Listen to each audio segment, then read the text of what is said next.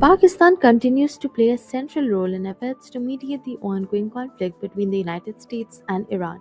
A Pakistani source told Reuters that Israel removed Iranian Foreign Minister Abbas Araghchi and Parliamentary Speaker Mohammad Baqir Kalibaf from its hit list after Pakistan requested that the US ensure they were not targeted. The source explained that Israel had coordinates to target the two officials, but Pakistan communicated that eliminating them would leave no one to negotiate with, prompting the US to intervene and ask Israel to back off. Meanwhile, Deputy Prime Minister and Foreign Minister Isaac Dar said that indirect US-Iran talks are taking place through messages relayed by Pakistan. He stressed that speculation about peace negotiations in the media is unfounded and clarified that Pakistan continues to facilitate communication between the two countries. Dar noted that the United States has shared 15 points currently under consideration by Iran and highlighted the support of Turkey, Egypt, and other countries in this initiative. He reiterated that Pakistan remains committed to promoting peace and regional stability, stating that dialogue and diplomacy are the only way forward.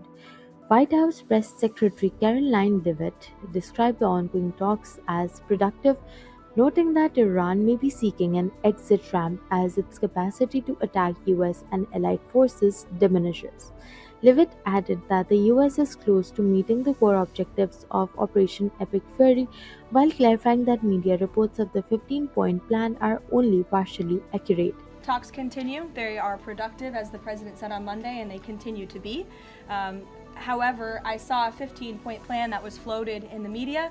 I would caution reporters in this room from reporting about speculative points or speculative plans from anonymous sources. The White House never confirmed that full plan. There are elements of truth to it, but some of the stories I read were not entirely factual. So I am not going to negotiate on behalf of the president here at the podium. What I will tell you is these talks are ongoing. We're not going to get into the nitty-gritty details that have been exchanged between the United States and Iran at this time. Meanwhile, Prime Minister Shehbaz Sharif has actively highlighted Pakistan's constructive role in promoting de-escalation in the Middle East during a meeting with Chinese Ambassador Jiang Zedong at the Prime Minister House in Islamabad. He underscored Pakistan's commitment to regional stability and the role it has played alongside Turkey and Egypt. The PMO stated that Pakistan helped secure a 5-day pause in US plans to strike Iranian energy and power infrastructure, an effort described as extending beyond routine crisis management.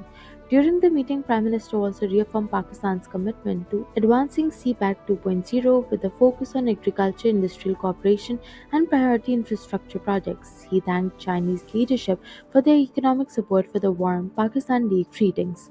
The ambassador commended Pakistan's economic resilience and reaffirmed continued support, particularly in trade and investment, while both sides expressed satisfaction with ongoing exchanges and plans for high-level engagements marking the 75th anniversary of diplomatic relations.